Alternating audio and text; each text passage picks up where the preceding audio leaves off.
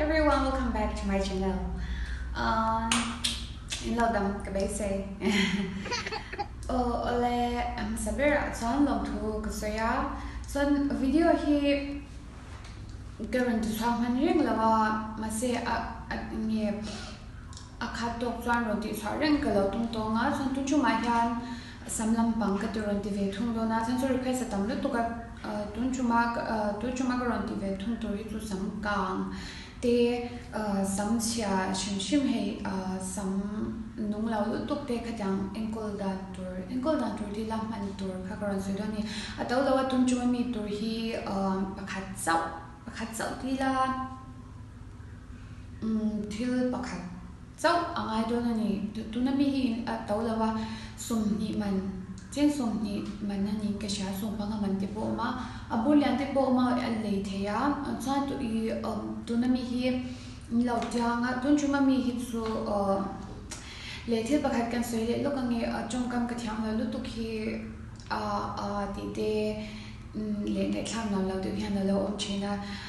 min lau she thiam bula chuan chung nawi tum lu tu ka ti amo om nawi tum lu tu ka ti te kha ka she lau ai tinge ka lau om mit a kham zong ani chuan min lau she thiam bula mi lau ngai dam bula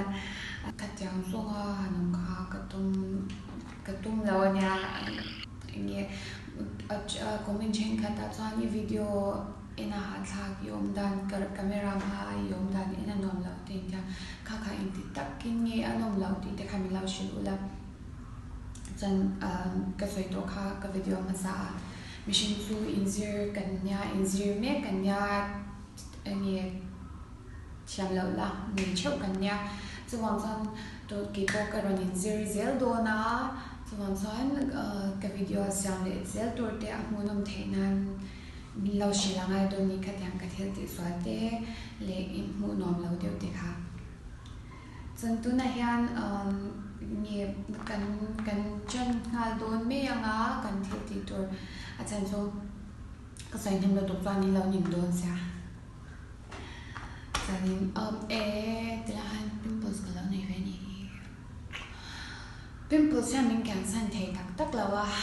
mai mom ho hi so chan vena ka makeup hi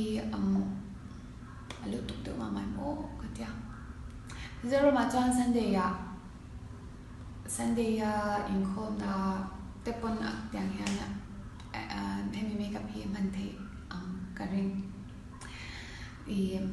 request pokha no la makeup tutorial kha currently lenga Mizoram po makeup tutorial te mizo po kan sang kang to video jira shang siam makeup tutorial ti te le editor siam ti te tam to so makeup tutorial pe currently ka to la chan so ke ma video ron ti sakla ma po khai makeup chu ni thau ma se natural remedy lampang deu ngot kha currently deu mara kha currently karo focus deu bi ka ma se makeup tutorial po corona ti le tom thona ke improve ten ta ka lo to ka nya chan to na chan me oh in mo tur chu thil pakhat cha ka ti to kha card hi heta hi ishanga card chuan doi po man thei thoa card nin chuan in ang deu renga ta po hi oma heta hi in shop zo ka ringa aman te ve ni ai ang ring hi amana hloma tu puna kan lei thei che som panga man cha ni hi o che som panga man cha so ni hi che som phum le panga man nya hi ataw lawani ni har sa te puna kan ti ve thei chapter ni kana chana ma sabera chuan hi plate in da do ni so ni mi card hi plate inda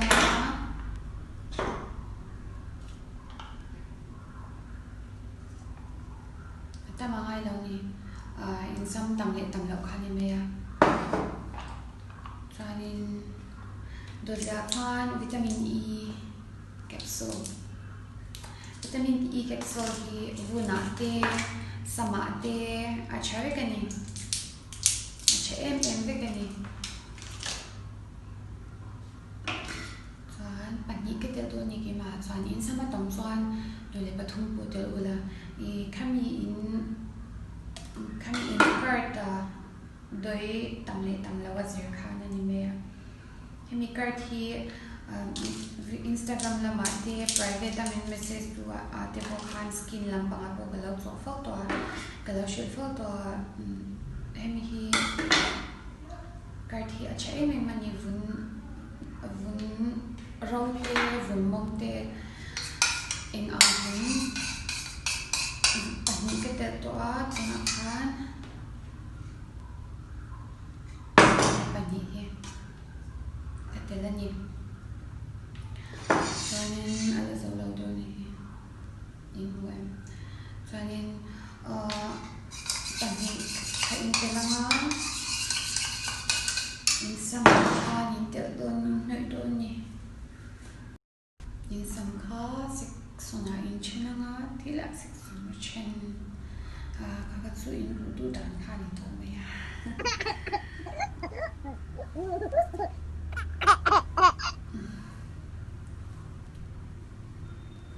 chuan sam khui kalo da ram chang lama in khuyanga chuanin in noi don ni in kut khan Ayan. In sam chelaya khan.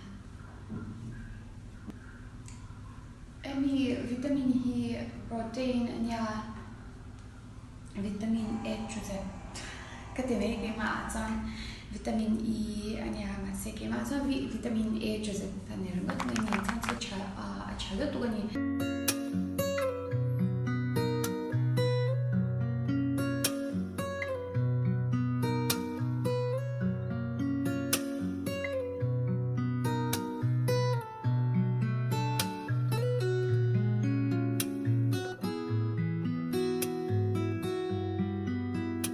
don ni khan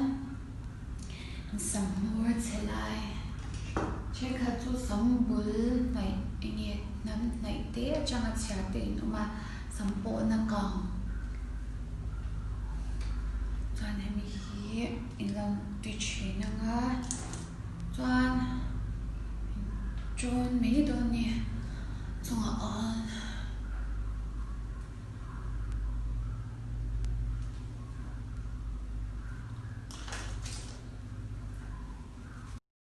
chuan khan kan hnoi zo to a kan hnoi zo khan tan ka bo ka cha do ni in sianga mini som ni changa dar ka chan ve mini som thum ve lin cha do ni chan he hini tin ti po apoi lawa chalu tu kan ni tin ti po kha a thei pe chuan ni kha ta voi ni ti han ti ula chan chu sam chu a rau ma a chem ha ni chu bang chuan mi khata vui din ti kha pui lo ni tan ka chi anga chuan ka su nga chuan su zo kha chuan an ni vek do ni conditioner kha I mang ni tu ni o conditioner kha acha lu tu e chuan conditioner hi man na sa lu tu ni lawa acha tho na nga kar khata vui thum vel ba ma la tu ni o conditioner hi sampu man chin hi current langa conditioner ni yan sampu yan sammil haltan hemi hi achalo to kani matrix opticare smooth straight din ya in mang to mo ko shela ba mang to tan achalo to kani hi kamang cha chara chuanin conditioner yan hi kaman tharan ya 5-star ka peke ma chuan achalu to BC Banacare hair therapy tena repair rescue India na nilawin ka siya Indian product na nilawin ka siya mang to lo mo ka siya lawa hanin sinto achalo to kani hi in lo le ve cho do nya cái phật khúc mày hi sắp cái bôi cái sắm cái khối về nó sa color tí gear bộ nhiều tí lấy bác hạt conditioner hay hi tụi lại ăn rồi wow thải khai nhau wow hi all skin shine conditioner hay mi hi coconut nha asam buah kan apple cider vinegar boka kha chalo tu boka hi a conditioner anya hi mang tuin bo ka shilo le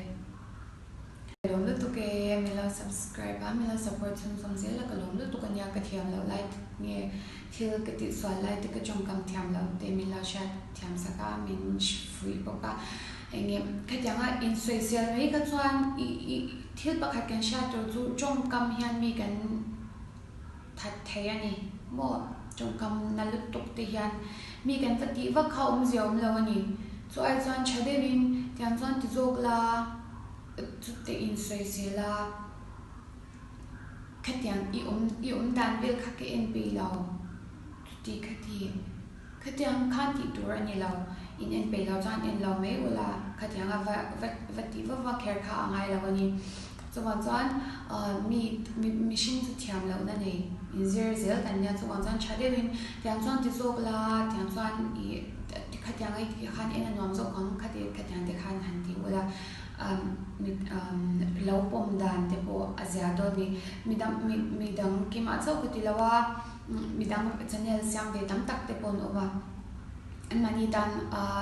เรื่องรุ่นนั้นเห็นตัวเราก็มีค่าเฉลวันนี้soวันจันจังหวะที่ส่งไลฟ์วิดีโออินฟักเทแล้ววันนี้ปุ่นวัดสวยเซลฟ์แค่ข้างไงแล้ววันนี้จานินกระโดดแล้วตัวแกมีเรา subscribe อุล่าจานินมีเรา like สักตัวเนี่ยจาน Instagram แล้วมาพันเรา follow อุล่าก็ username มีแชทค่ะจานกระโดดแล้วตัวแกมาไงแบกเซล